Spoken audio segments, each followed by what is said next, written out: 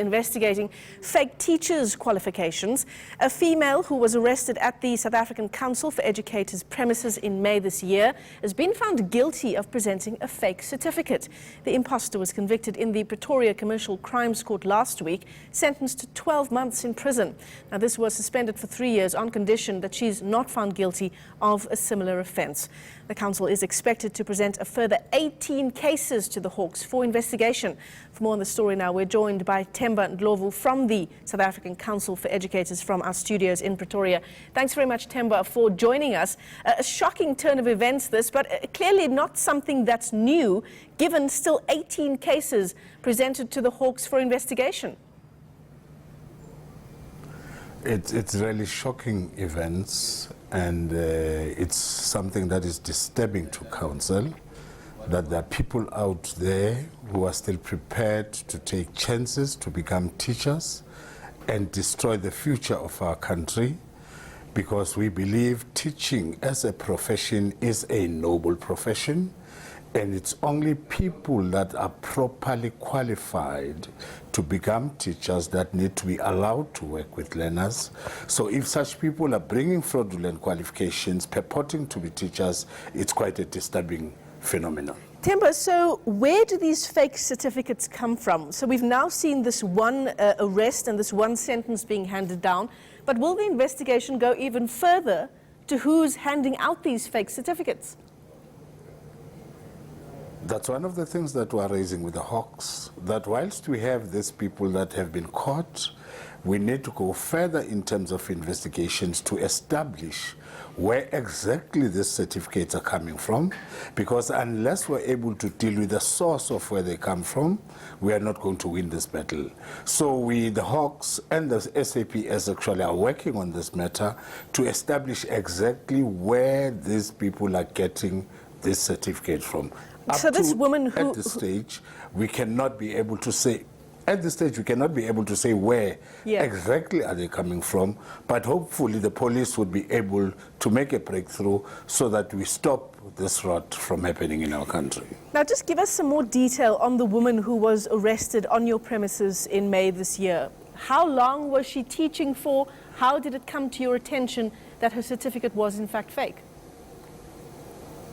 We were informed that this person has been teaching as a private teacher, which on its own was wrong actually, because even independent school teachers need to be registered with SACE. So she brought documents to our offices intending to register as a teacher. On inspection of the documents, we picked up that these documents were not authentic. We called the university where the qualification was said to be issued. The university denied ever issuing such a qualification to that person, and therefore we called the Hawks, who interviewed her, and she was adamant at the stage that the qualifications were authentic. She was arrested, and we are informed at the Pretoria Commercial Court, she then admitted to guilt, that she had actually brought fraudulent qualifications and was given the sentence. So we are putting very stringent mechanisms as council in terms of ensuring that no one gets registered unless the person has authentic qualifications. Now, in terms of those who were being taught in quotation marks by this woman and by these other 18 people that you're taking to the Hawks for investigation, what happens now in terms of bringing those students up to speed with the proper material? I think one of the things that we must indicate firstly is that teaching is about building the human capital of our country. And we need qualified people to help our learners achieve what they need to achieve in life. And it is only through qualified people in our schools that we'll be able to do that. So we are a bit concerned about those learners that went through the hands of these teachers, of these purported teachers who are using fraudulent qualifications.